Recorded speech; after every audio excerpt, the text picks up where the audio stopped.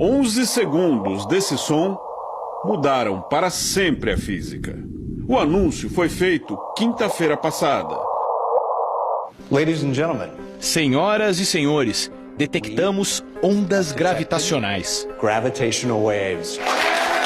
Ouvir esse barulho, segundo os cientistas, é um feito tão importante quanto o dia em que Galileu Galilei apontou um telescópio para o céu e descobriu o que existia além do nosso mundo. A detecção das ondas gravitacionais prova que o físico alemão Albert Einstein estava certo na sua explicação sobre como o universo funciona. Uma explicação pensada há exatos 100 anos e que batia de frente com as ideias de um outro físico famoso, Isaac Newton. O espaço para o Newton é um espaço plano, rígido e indeformável. O espaço-tempo do Einstein é flexível. Espaço-tempo é como se fosse o tecido que forma o universo. E é exatamente um tecido que vamos usar para explicar essa história. O universo do Newton, ele é plano, é rígido. Se você colocar um objeto, um planeta nesse espaço, ele tende a ficar parado. Se ele se mover, ele vai tender a se mover em linha reta. Mesmo que seja um objeto muito mais pesado do que um planeta, por exemplo, uma estrela. Se eu colocar um outro objeto, um planeta, perto do Sol agora, Newton falou o seguinte: o Sol e o planeta vão sofrer uma força de atração gravitacional. É como se houvesse um barbante, esse barbante é a força da gravidade. Isso aqui é o espaço-tempo do Albert Einstein.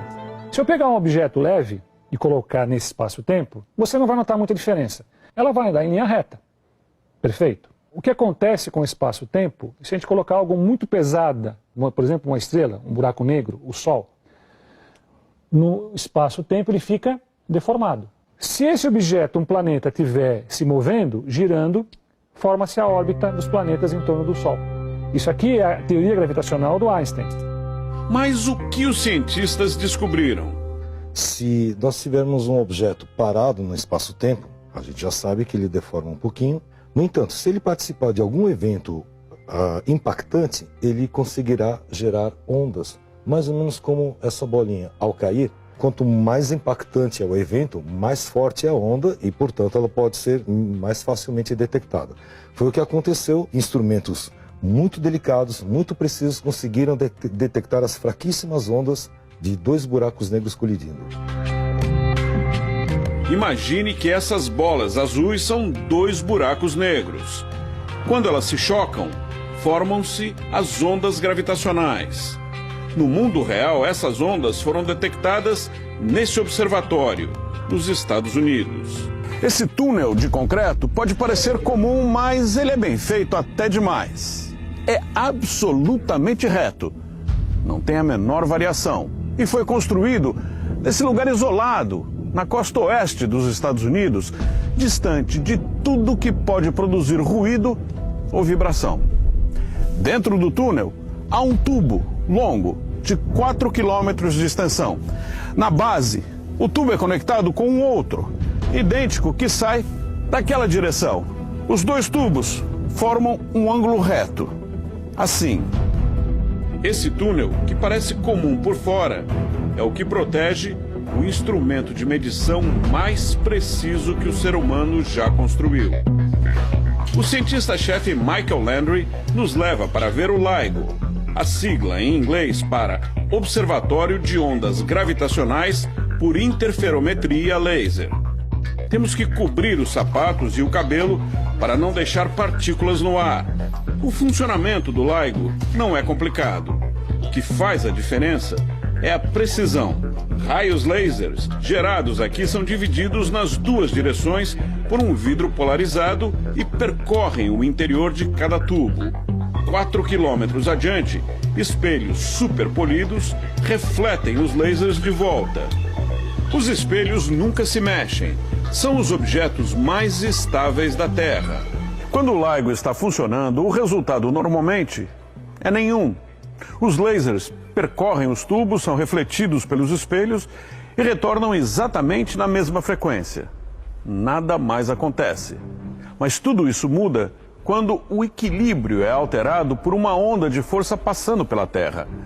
Mesmo que a onda seja tão fraca que produz uma vibração ínfima, 1 bilhão de vezes menor do que o diâmetro de um átomo. E foi exatamente isso que o LIGO conseguiu detectar. Uma onda gravitacional causada pela colisão de buracos negros. Fred Raab, o diretor do LIGO, trabalhou durante décadas para comprovar a teoria de Einstein. Para ele, a onda gravitacional que foi detectada é apenas o passo inicial.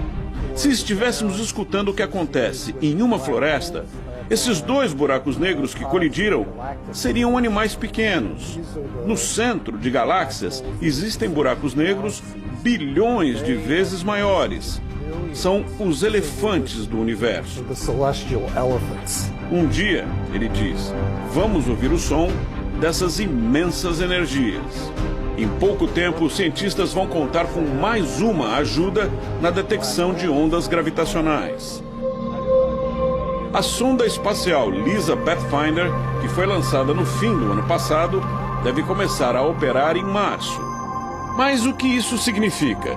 Será que dá para dizer que em breve viajaremos pelo espaço num piscar de olhos? Ou pelo tempo?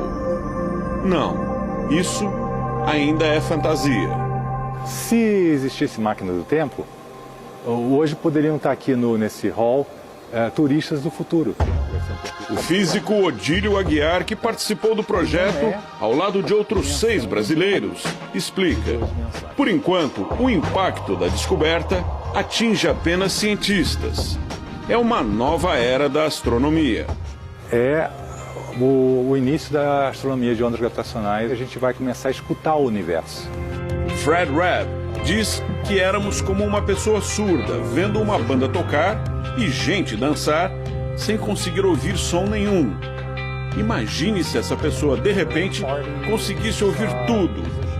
Imagine a diferença.